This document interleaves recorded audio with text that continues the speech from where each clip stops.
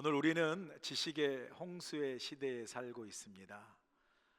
우리 주위에 TV, 인터넷, 유튜브, 이제는 인공생성지능이라고 그러지, AI, 이것을 통해서 정보가 막 쏟아지고 넘쳐납니다.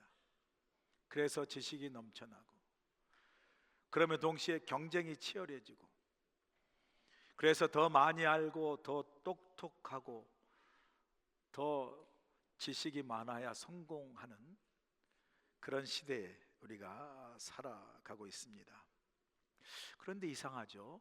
이렇게 지식이 넘칠수록 사람이 더, 그리고 삶이 더 풍요해져야 될 텐데 삶이 더 공허해지고 우리의 마음이 더 궁핍해지는, 그래서 사람의 관계는 더 쉽게 깨어지고 공동체는 더 쉽게 갈라지고 분열되는 것을 우리가 경험을 합니다. 왜 그럴까요? 아마 지식의 속성 때문이 아닐까요? 지식은 사람을 비교합니다. 우열을 가르고요, 열등감과 우월감을 만들지 않습니까? 비교와 경쟁 속에서 사람을 세우기보다 사람의 관계가 깨어지고 부서지는 일들이 많이 일어납니다.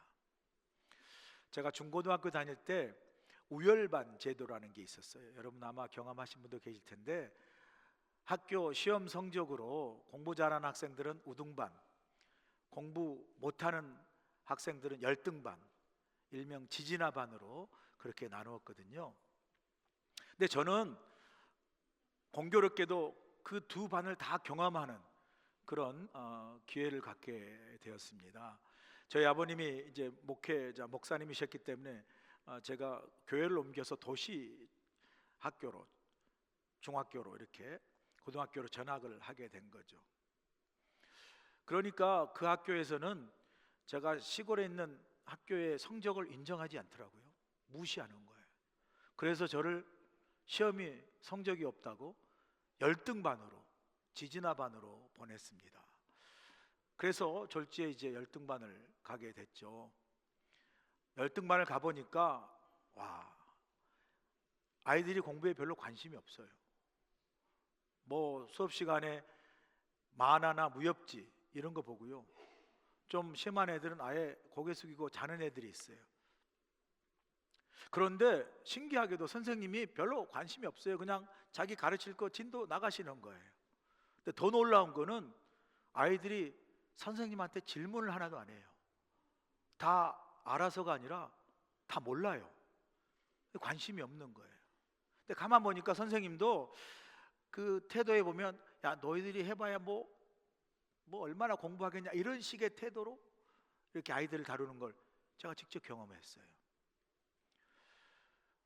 지금도 생각나는 한 일이 지금 기억나는데요.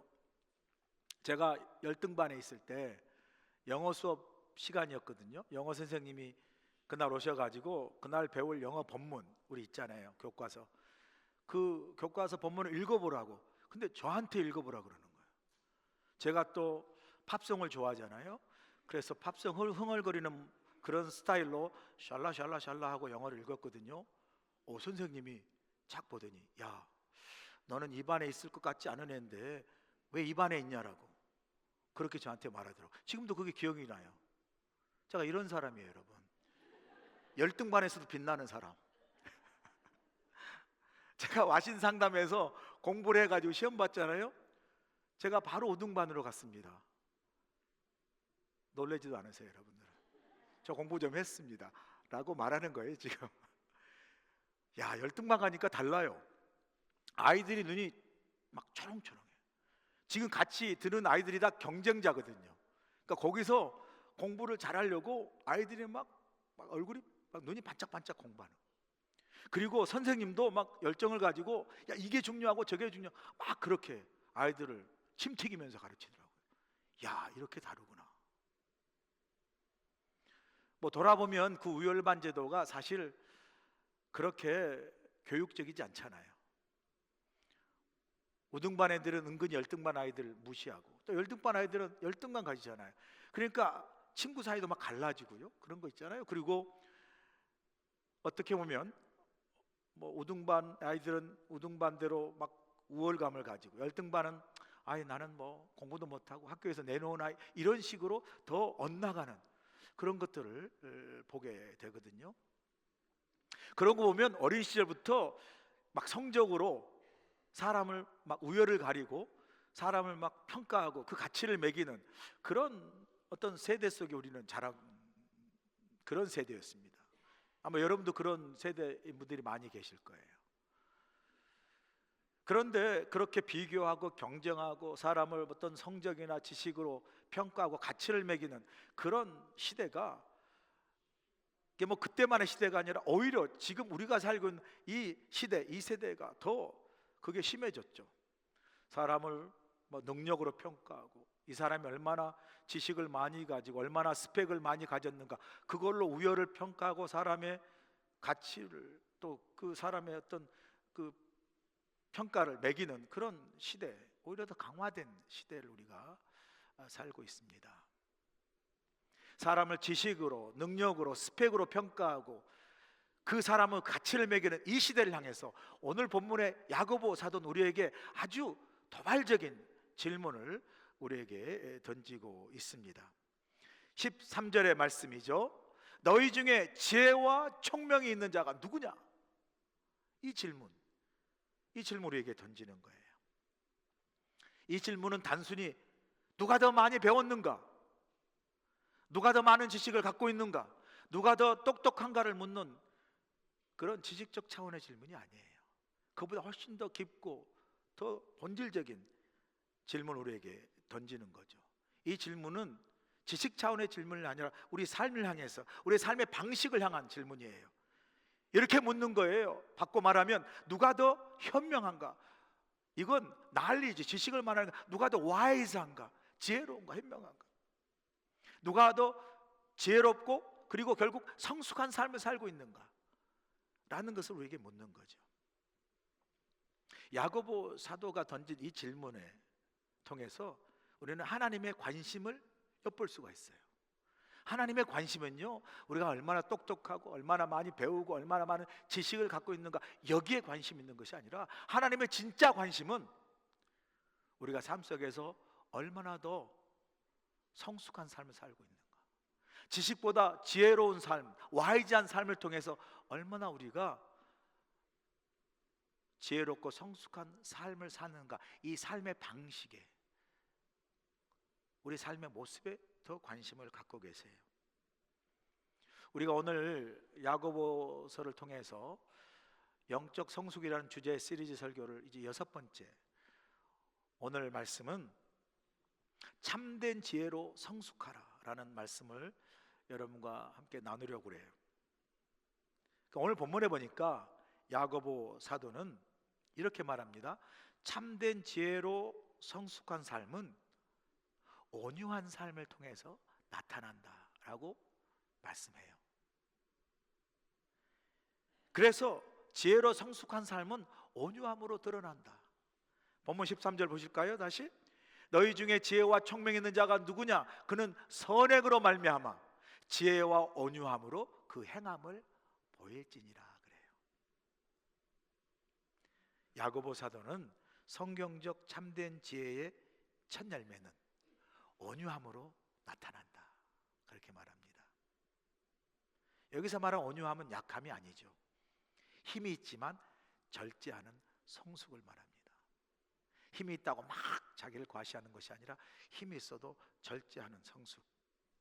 상대가 틀렸다고 비난하거나 비판하지 않고, 상대가 부족해도 기다려주고, 상대의 잘못을 막 드러내고 상처 주기보다는 감싸고 회복을 돕는 마음, 이게 온유한 마음이라는 거예요.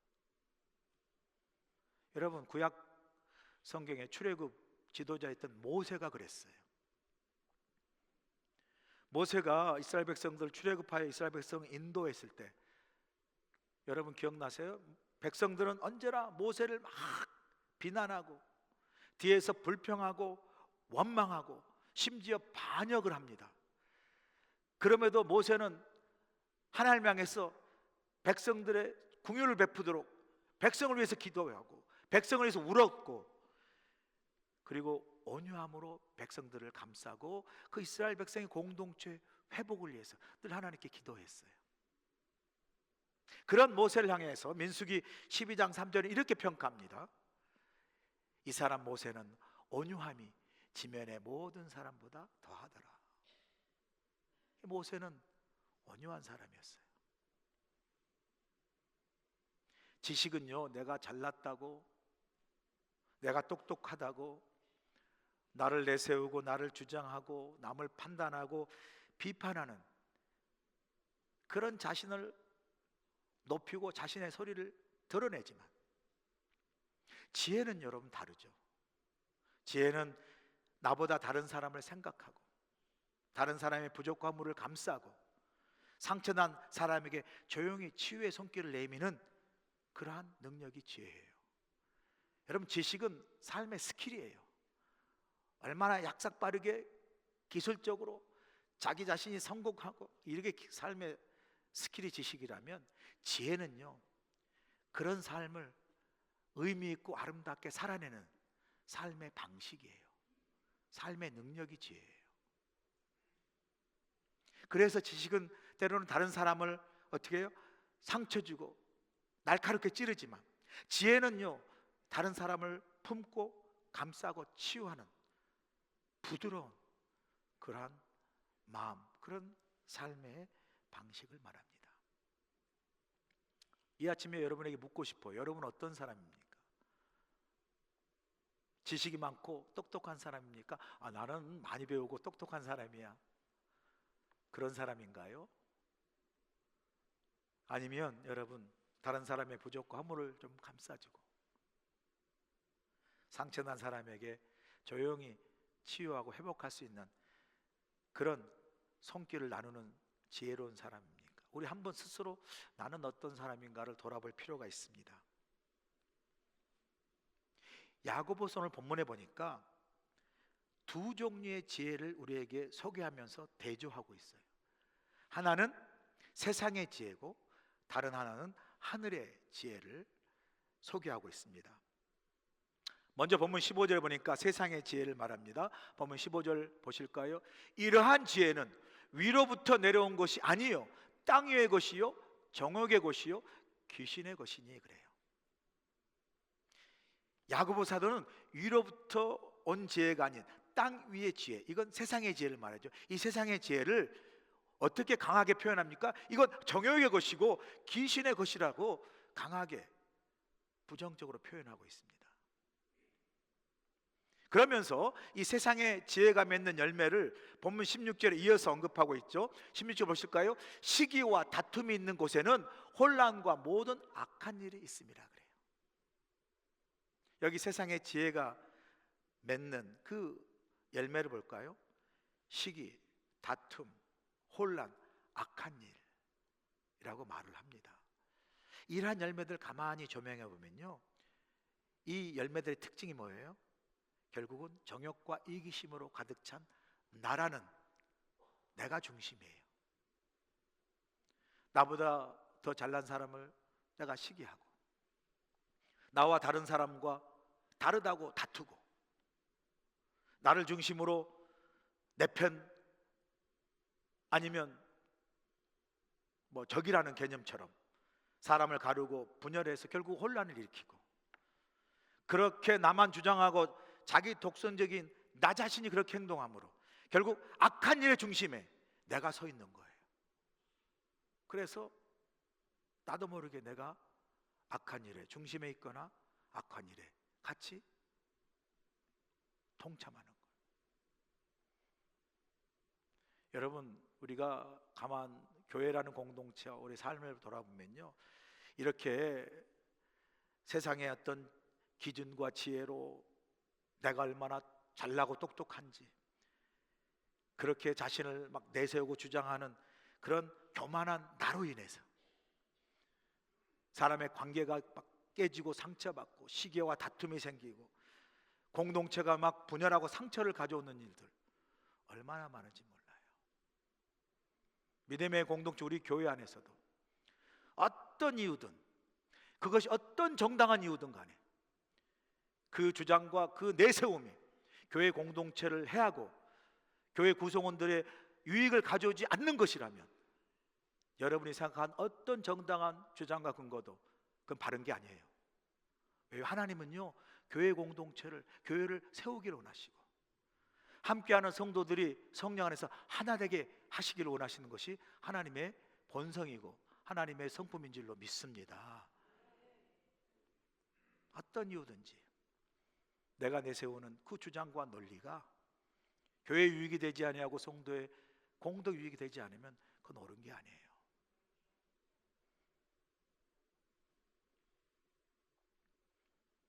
그러나 여러분, 오늘 본문을 보니까 하늘의 지혜를 야고보 사도는 또 소개하고 있거든요. 이 하늘의 지혜는 세상의 지혜와 다른 것을 보게 되죠.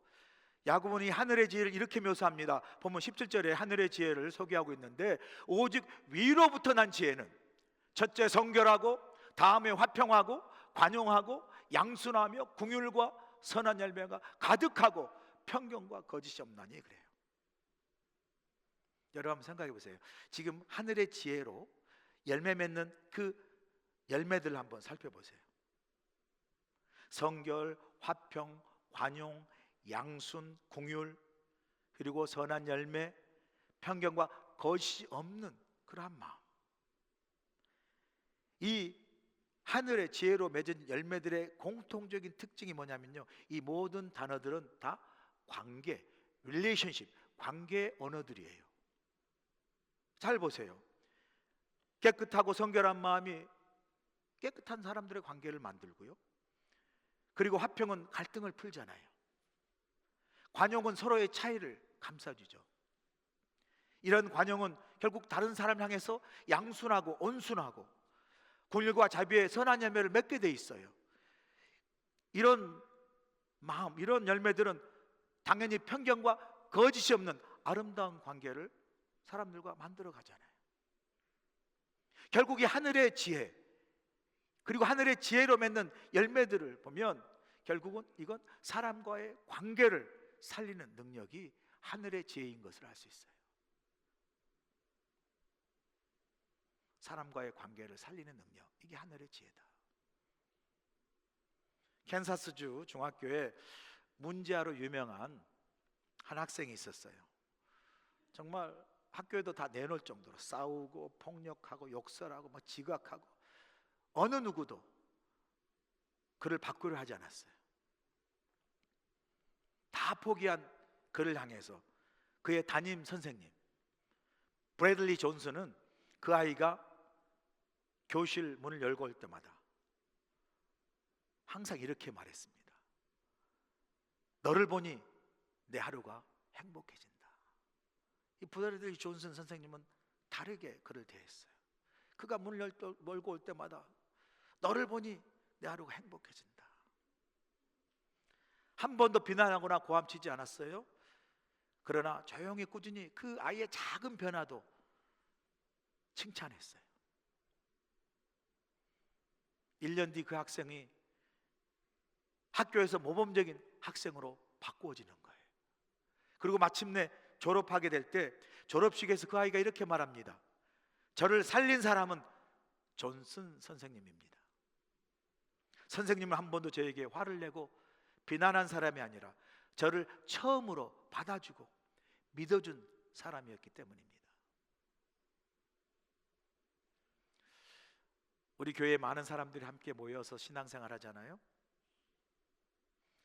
우리 모두가 이렇게 교회 안에서 믿음의 공동체 신앙생활 할 때 누가 얼마나 잘났나 서로 경쟁하고 시기하고 질투하는 그런 마음이 아니라 이 브래들리 존슨 선생님처럼 우리도 예배 끝나고 오늘 서로에게 당신을 보니 내 하루가 행복합니다, 그렇게 한번 인사했으면 좋겠어요. 특별히 미운 사람에게 더 당신을 보니 내가 하루가 행복합니다, 이런 마음으로 하면 얼마나 교회가 서로를 향해 이런 마음으로 당신을 보니 내 하루가 행복합니다, 얼마나 교회가 행복하고 아름다운 믿음의 공동체가 될 수 있겠습니까?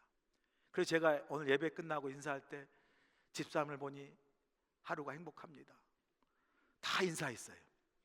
그리고 친교실에 가서 어떤 한 분 보면서 당신을 보니 내 하루가 행복합니다 인사했더니 그분이 뭐라고 인사한 줄 아세요? 목사님을 보니 내 일주일이 행복합니다. 와, 나보다 고수예요, 고수. 야, 목사님은 저를 한 번 보는데 이 한 번 본 이 하루를 통해서 목사님 보니 일주일 행복합니다. 와, 그 고수 앞에 아유 감사합니다. 야, 우리 성도들과 저보다 고수들이 많아요. 얼마나 좋습니까? 목사님 보니 일주일 행복합니다. 제가 이런 사람이에요. 오늘 여러분 한 명이라도 만나서 당신을 보니 내 하루가 행복합니다, 아니 일주일이 행복합니다, 이렇게 꼭 인사하세요. 할렐루야. 핑 가지 마시고 한 번쯤 인사해 주세요. 뭐 부부에게도 좋고요. 얼마나 그러면 아름다워지겠습니까, 우리 교회가. 하늘의 지혜는 내 눈으로 사람을 비판하고 판단하는 것이 아니라 사람을 있는 그대로 받아주고 믿어주는 거죠. 그래서 하늘의 지혜는 사람을 세우죠. 사람을 살립니다. 그리고 사람의 관계와 공동체를 평안하게 만들잖아요. 헨리 나우에는 이렇게 말합니다. 잘 들어보세요. 참된 영성은 옳음을 주장하는 데 있지 않고 사랑이 흐를 공간을 만드는 데 있다. 참된 영성은 내가 옳다라고 그 옳음을 주장하는 데 있지 않고 서로의 관계 속에서 서로의 사랑이 흐를 공간을 서로에게 배려하고 만드는 데 있다라는 거예요. 우리 교회가 그런 관계 속에서 옳음을 주장해보다 서로의 관계 속에 사랑이 흐를 수 있는 공간, 그것이 이루어진다면 우리 교회가 얼마나 행복한 교회가 되겠습니까? 그래서 하늘의 지혜는 내가 옳다고 주장하기보다 우리가 함께 가자라고 그렇게 말하는 게 하늘의 지혜예요. 막 세상의 지혜는 늘 이기는 길을 찾지만 하늘의 지혜는 함께 가는 길을 찾아요. 그리고 그 길 끝에는 결국 화평을 우리가 이룰 수가 있죠. 야고보는 마지막 이렇게 선언합니다. 본문 18절 보세요. 화평하게 하는 자들은 화평으로 심어 의의 열매를 거두니라 그래요. 무슨 말이죠? 하늘의 지혜는 결국 화평을 심는 사람의 마음에서부터 시작된다는 거예요. 지혜로운 사람 옆에 있으면 마음이 편안해지고 관계가 부드러워지고 여러분 삶을 배워요. 삶의 지혜를 배웁니다. 우리 교회 원로 목사님 김 목사님이 한 달 가까이 계시면서 말씀도 전해주시고 우리 함께 계셨어요. 제가 95년에 하와이에 왔습니다. 그리고 우리 교회에서 부교육자로 3년간 98년까지 사역을 했는데 그때 제가 32살이에요. 여기 우리 사무실에 가면 제 사진이 있어요. 아주 잘생겼습니다. 머리도 많고요. 제가 원래부터 머리가 없는 게 아니에요. 지금 와서 많이 빠진 거예요. 머리도 많고. 그래서 이제 와서 사역을 하는데 그때 제가 사역하는 동안에 저를 진짜 힘들게 하고 그냥 막 상처를 주고 그냥 막 아프게 하는 교회 지도자가 있었어요. 너무 힘들어가지고 제가 담임 목사님 김 목사님 찾아갔어요. 그러면서 울면서 이야기했어요. 얼마나 힘들었으면 제가 울었겠어요. 이렇게 이야기했던 거. 목사님 그 사람 아시죠? 당연히 알죠. 지도자님.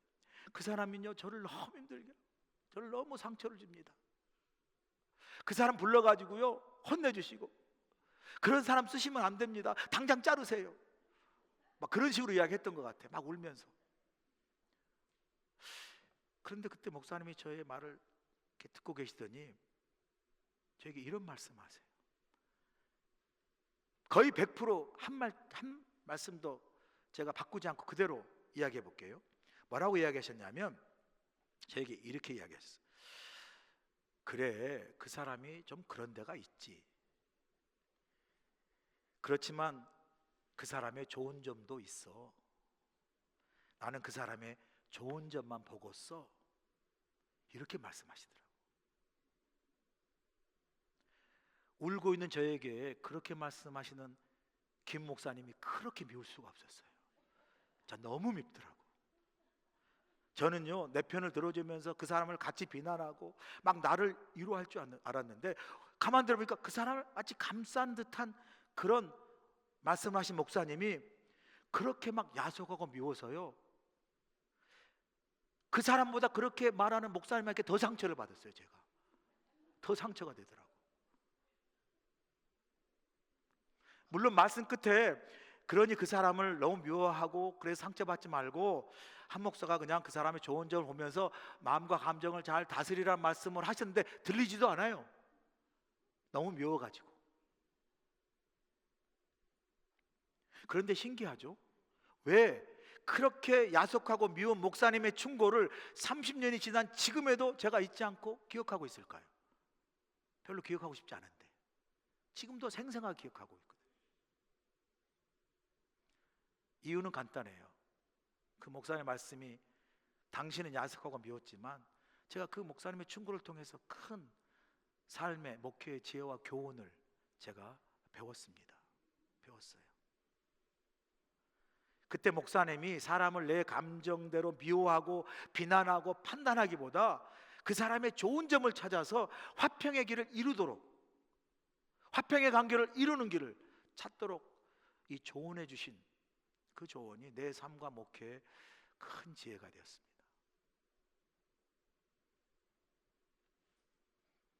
저는 지금도 누군가 제게 비슷한 문제로 조언을 구하거나 제 자신에게 어떤 문제로 제가 힘들 때 이 목사님의 교훈을 다시 제가 되새겨요. 그리고 말해주곤 해요. 그게 뭐죠? 그 사람에게도 좋은 점이 있어. 그 사람에게도 좋은 점이 있어. 혹시 여러분 힘든 사람 있으세요? 여러분하고 막 그 사람 미워하고 막 그것 때문에 막 상처받고 힘들어하지 마시고 그 사람에게도 좋은 점이 있어 라는 생각을 가지고 정말 그 사람의 좋은 점을 한번 찾아보세요. 그렇게 여러분 마음에 뭐요? 화평의 씨앗을 심어보세요. 그 화평의 씨앗을 심으면요, 그 화평의 씨앗이 자랍니다. 미움보다도요, 좋은 점을 찾다 보면 나름 내가 막 부대끼는 마음에 평안이 찾아와요. 그리고 좀 더 성숙하면요, 진짜 좋은 점을 보려고 노력하고 그렇게 하다 보면 그 사람의 관계도 회복되는 걸 제가 직접 경험했어요. 제 친구 목사 가운데 제가 그냥 괜히 미운 사람이 있었거든요. 보기만 해도 미워. 하는 말도 밉고 행동도 미워. 근데 이상해요. 자주 만나. 안 만나고 싶은데. 그런 거 있잖아요. 안 만나면 속도 그냥 자주 만나. 아니, 만나서 맨날 미워하니까 그것도 에너지가 필요해. 피곤해. 어느 순간요, 목사님의 마음이 생각나더라. 그래, 미운 저 친구도 좋은 점이 있어 라고 좋은 점을 보기 시작했어요. 그리고 좋은 점 보다가 이왕 본 김에 조금 칭찬해 주자. 만나면 칭찬해 줬어요. 이 목사 뭐 이런 게 좋은 것 같아. 제가 성까지 가르쳐 줬어요. 이름은 묻지 마세요. 근데 신기하죠? 지금 그 이 목사하고 나하고 친해요. 형님 그러고 전화 와요.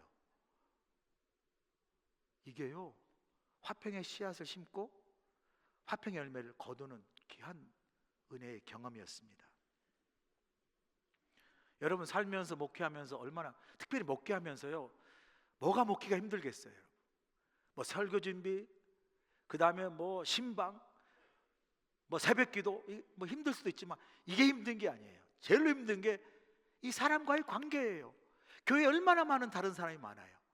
그 많은 다양한 사람들을 막 함께 관계하며 목회하는 게 그게 제일 힘들더라고요. 저는 그래요. 사람의 관계가 제일 힘들어요. 그래도 그 속에서도요, 제게 평안을 주고 나름 여기까지 목회하는 비결 중에 하나가 뭔지 아세요? 힘든 사람에도 그 사람에게도 좋은 점이 있어. 화평을 심어요. 내 마음에.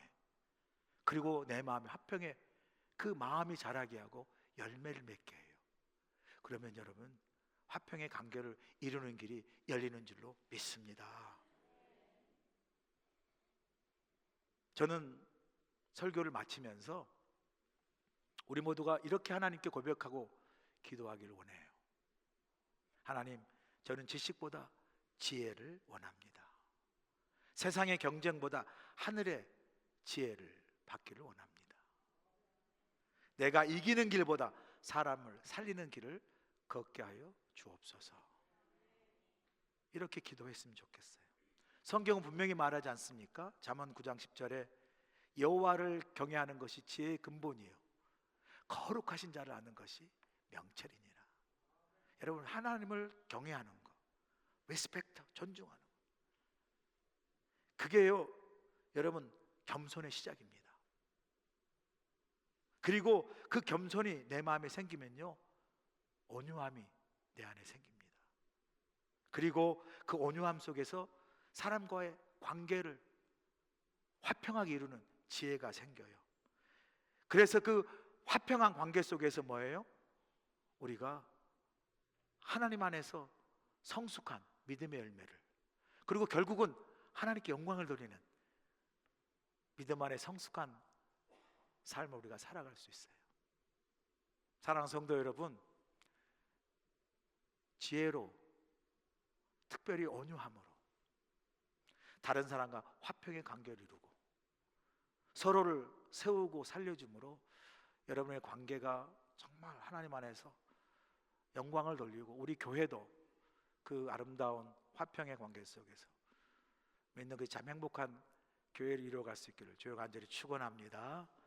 이제는 우리 주 예수의 크신 은혜와 우리 하나님 아버지의 무한하신 사랑하심과 성령님의 감화 감동 역사하심이 세상을 살아가면서 세상의 지혜가 아닌 하나님이 주신 하늘의 지혜로 사람들과의 화평의 관계를 이루고 세상에 나아가 화평을 통해서 하나님의 교회를 아름답게 세우고 우리의 믿음의 삶이 하나님의 능력으로 살아가는 하나님 백성임을 담대히 증거하게 하셔서 우리의 모든 삶이 하나님이 함께 하시는 화평과 평화의 삶임을 날마다 증거하며 살아가는 우리 모두가 되도록 함께하여 주시옵기를 예수님의 귀하신 받들어 간절히 축원하옵나이다. 아멘. 해외 최초의 한인교회로 하나님의 사명을 감당하고 있는 우리 교회는 120여 년이 지난 오늘까지 굳건하게 이곳에서 자리를 지키고 있습니다. 우리 교회는 하나님의 크신 은혜와 인도하심 가운데 성도들의 끊임없는 기도와 헌신으로 우리에게 맡겨진 사명들을 충성스럽게 감당하고 있으며 모든 감사와 찬양을 올려드리고 있습니다. 성도들의 영적 성장과 양육을 위해 말씀으로 나아가며 청년이든 자녀든 젊은 노인이든 하나님의 꿈을 손에 쥐들고 함께 그 꿈을 이루어나가는 우리 교회, 우리 모두가 될 주님을 간절히 축원합니다. 속회 모임, 새가족 클래스, 성경 맥잡기, 커피 브레이크, 러브 인카운터, 1:1 제자 양육, 성경통신 그리고 제자 훈련 등 다양한 프로그램들을 통해 하나님의 말씀을 더욱 깊이 묵상하고 하나님께 더욱 가까이 나아가도록 열심을 다하고 있습니다. 특별히 120주년을 맞은 지난해에는 기념원회 및 바자회, 한미연합성회, 독립운동 사적지 현판 제막식 그리고 교회 다큐멘터리 제작 등 다양한 사역을 통해 하나님의 크신 은혜와 인도하심에 감사하며 모든 영광을 하나님께 올려드리는 복된 한 해였습니다. 경제는 어렵고 힘들지만 온 땅에 복음을 전하기 위한 해외 선교의 열정은 세계 선교대회 이후 더욱 활성화되어서 브라질과 베트남, 필리핀으로 단기 선교를 다녀왔습니다. 단기 선교를 통해 복음을 전하고 하나님의 사랑을 나누는 복된 시간이 되었습니다. 지역을 사랑하며 영혼을 사랑하는 마음으로 매일같이 피켓 전도로 복음을 전하고 있으며 지역을 청소하고 무숙자들에게 음식을 나누면서 이웃 사랑을 몸으로 실천하고 있습니다. 믿지 않는 어린아이와 부모들을 위한 페페아이나와 어하나 그리고 주일학교와 중고등부 한어대학 청년부가 함께 예배하는 차세대 프로그램이 활발하게 운영되고 있으며 대학생, 신입생과 재학생들을 위해 풍성한 장학금이 많은 학생들에게 전달됨으로써 지역사회의 나눔의 삶을 계속해서 실천하고 있습니다. 은혜로운 예배를 위해 온 성도들이 한마음, 한뜻으로 예배를 드리고 있으며 특별히 1부, 2부, 3부 찬양대와 3부 열린 예배를 위해 찬양팀이 온 마음과 정성을 다해 하나님을 찬양하고 있습니다. 다가올 10년으로 미래의 100년을 준비한다는 캐치프레이즈로 부흥 2030 비전을 선포하고 미래를 준비하는 마음으로 온 성도가 복음으로 변화되어 하와이 왕 열방에 복음을 전하기 위해 선교적 교회로서의 사명을 다할 것입니다.